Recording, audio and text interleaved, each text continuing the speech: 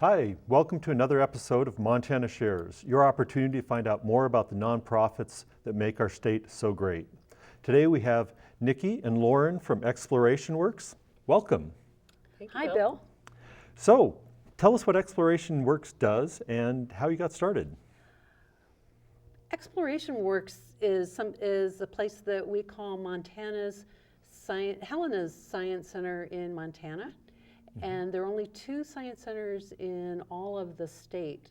There were a group of folks, parents really, in the early 2000s that got together and decided their children really needed some out-of-school learning opportunities. And so they came together with a vision to create some kind of a learning center in Helena, but they didn't have a particular idea in mind. And actually the community came together with great leadership from Alan Nicholson and a lot of other folks and investigated all the different kinds of museums that we might have in Helena and came up with the idea of a science center.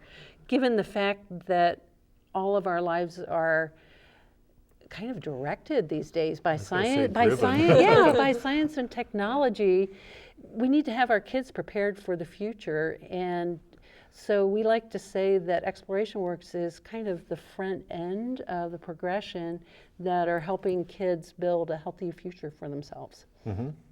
And so what is ExplorationWorks up to now? We actually have 4 or 5 different programs going on, and Lauren is one of the staff members that make those programs happen. So I'm going to let her answer that question. Yeah. One of the things that I like to say when people ask about Exworks is there's really the tip of the iceberg is what people see when they come in and visit the exhibits. And then there's all of these other programs that we do after school and while kids are in school and in the evenings and on the weekends. We really try to educate from the youngest to the oldest. So we have an Early Explorers program, which is preschool during the day. We have a Science for Seniors, which is once a month, and we have senior citizens come to ExplorationWorks and they get to complete challenges like building structures out of marshmallows that can withstand earthquakes. And then we have after school robotics. We have girl-specific science programs called Sci Girls and Girl Tech.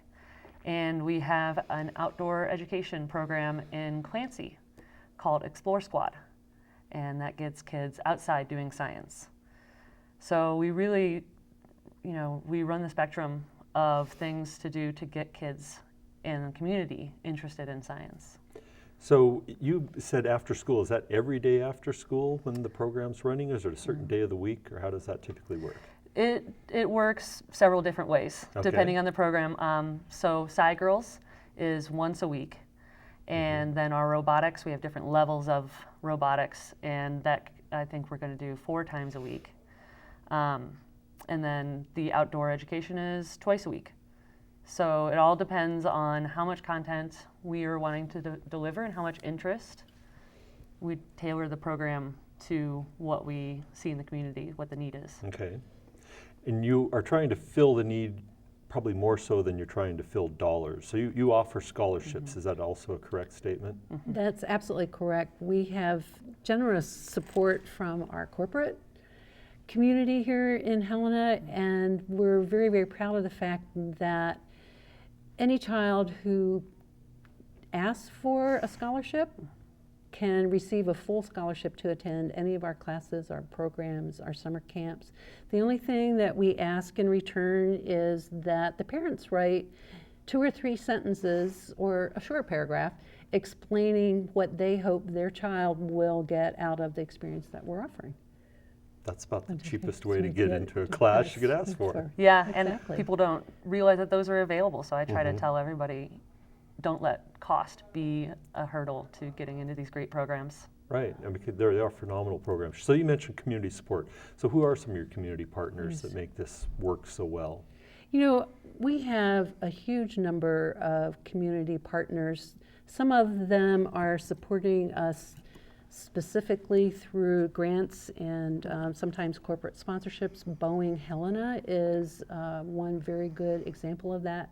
They invested in ExplorationWorks, and we're able to offer all of those robotics classes and programs that Lauren was talking about because Boeing provided grant funds to actually purchase all of the various levels of robotics. So we start teaching robotics in kindergarten and 8th grade, and over the last 4 years with Boeing help, we're able to take that up to senior high school. We partner all the time on healthy living initiatives with Blue Cross Blue Shield, Pacific Source, St. Peter's Hospital.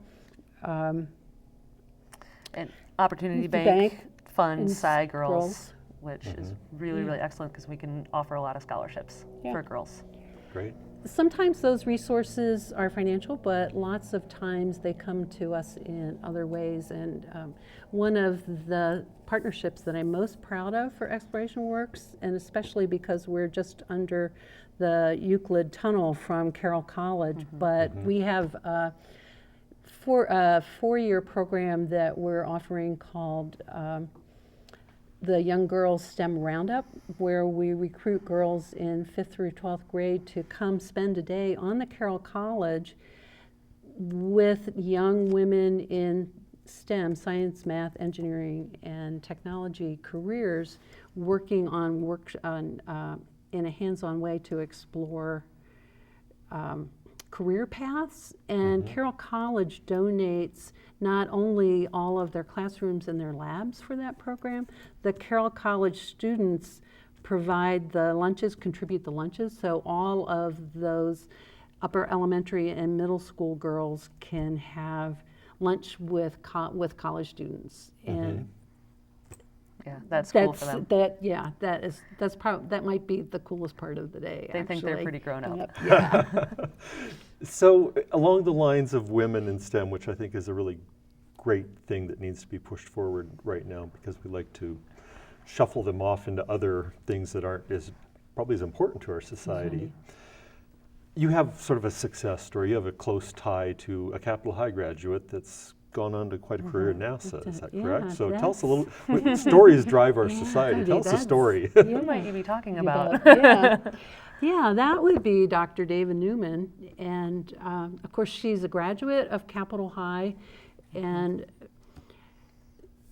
we became connected with her in the very early days of ExplorationWorks when we, just shortly after we opened our building in 2007. And through collaborating with Dava and her role as professor of astronautics and aeronautics at MIT, we were very fortunate to get a 4-year grant from NASA to really reach out across the state and engage students with all kinds of aerospace and aeronautics experiences, field trips. We've created from that grant a new exhibit that we're really, really proud of called Women in Space, that next year we're going to start traveling to other science centers all across the United States. And Dava, of course, as you alluded to, has just been named as deputy director at NASA. So the number 2 position at NASA, she grew up right here in Helena. I love it. So we're so proud. That's great. So you kind of touched on something that brought to mind.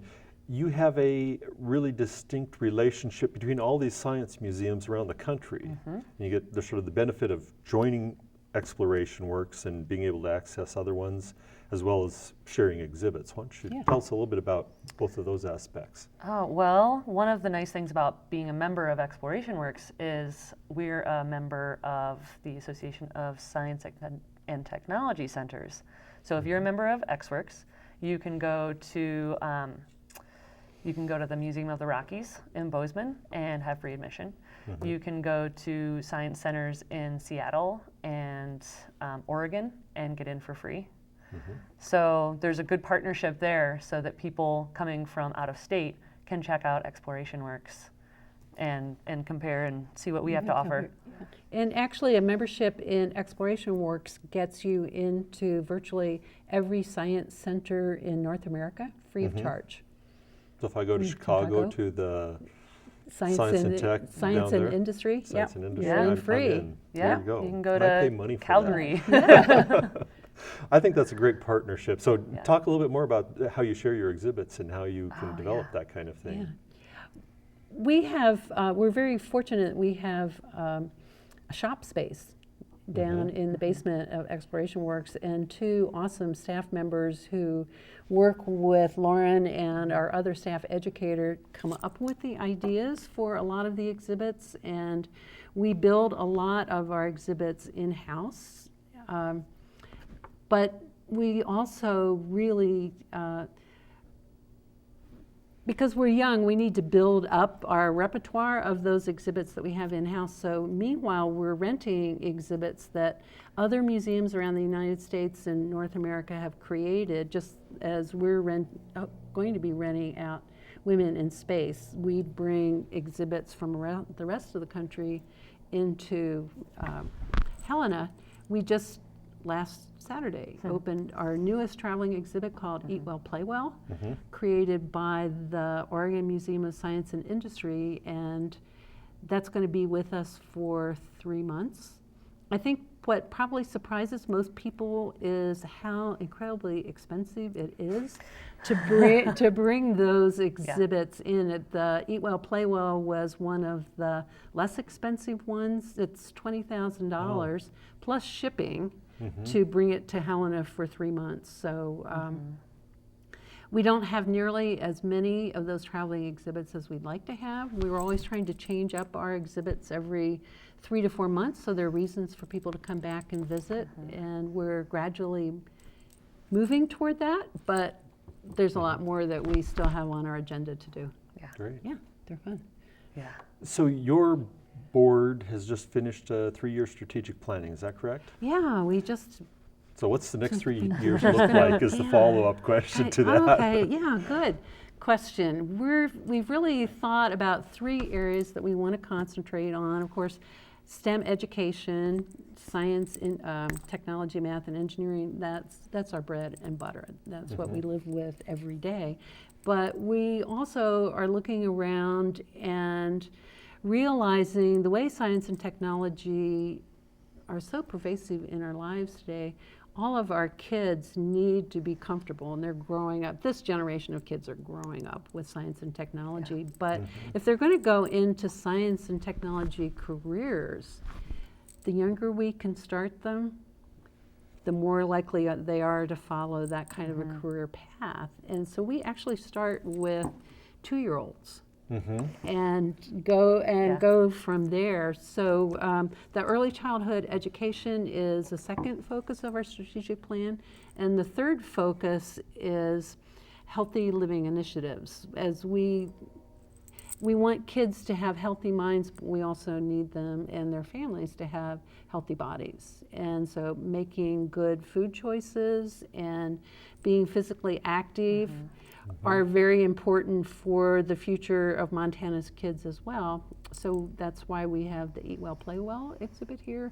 Last year we had Run, Jump, Fly, another national touring exhibit, to really come along to promote healthy living for all of our families. Okay, Lauren, Yeah. we were up at the Capitol for the State Employees Charitable Giving Campaign, Oh, yeah. kicked off. And what's the thing that the boys want to know when they're in robotics? Can we make them fight? Can we do battle bots? Always. And we try to tell them, you know, battle bots, it looks cool on TV, but if you try to do it on your own, it's really not that cool. They just bump into each other and then they fall over.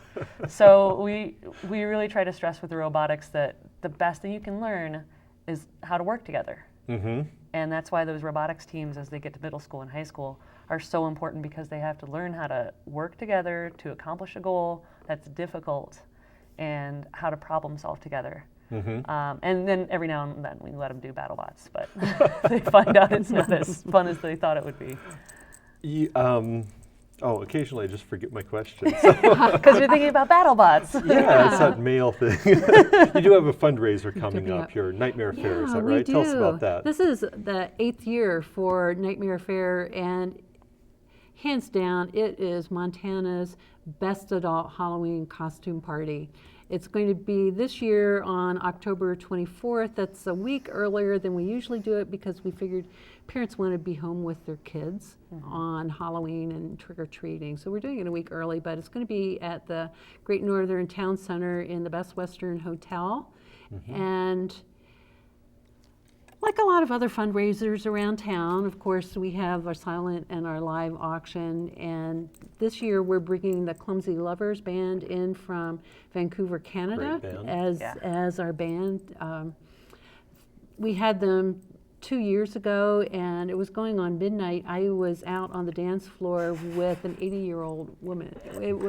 It's just so much fun. And of course, then wrapping it all up is the Halloween costume contest, and we have several different categories. We have groups and individuals, couples, and some great prizes for that. It's a great time, and it's the one time of the year when we really go out and ask all of the community to support us.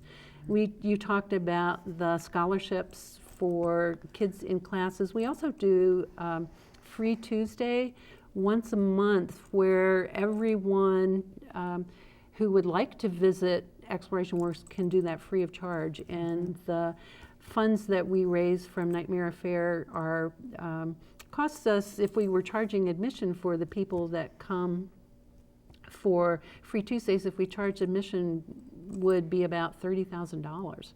So Nightmare Fair helps us fund And there's a Free projects Tuesday coming like up that. too, Yeah. if people are wondering. Yeah. The first Tuesday of every month. First Tuesday of every month. Okay. Well, super. So, So, in the last couple of minutes, what other things do you want to tell people or share with folks that is important to ExplorationWorks? I'm going to let Lauren talk about that because Lauren just joined our staff about 5 or 6 months ago, Yeah. and she has introduced a whole different kind of programming. Most of the programming before that happened right at ExplorationWorks, and Lauren is reaching out into our surrounding communities, which is another one of the things that we want to achieve with our new strategic plan, and talk about some of the places where we're programming now that we weren't. Yeah, I like to travel, and Okay. I like to be outside. So we do an outdoor program in Clancy that I mentioned. But the great thing about that program is we have worked it out so that it can be free to students. So we're able to take a group of students outside and get dirty and explore and do water quality analysis and do insect identification and do work with trees. And so getting that out to the kids is really near and dear to my heart, to get them outside and loving science. And one thing that I wanted to talk about, in addition to getting out among the community, I really like to give kids a chance to work with other kids who love science. Because a lot of the times at school, science isn't pushed as much. Science isn't, as cool as athletics. So if you are really, really, excited about science, it might not be easy to find other people in your age group that are like that. So you come to ExplorationWorks and you do some really fun robotics or other science camps with kids your age, and you gain a lot of confidence and you find your niche. So that's one thing I love about being able to work at ExplorationWorks. Great. Well, that pretty much wraps up our time. So thank you very much for coming in today, and I hope thank people you. know a lot more Our about pleasure. you now, and they'll come down, and I think all ages can benefit from visiting ExplorationWorks. I know I always have fun whenever I go down there. Good. And thank you much for coming in. And for you guys that are out there in the audience, thanks for tuning in and finding out more about the nonprofits that make our state so great.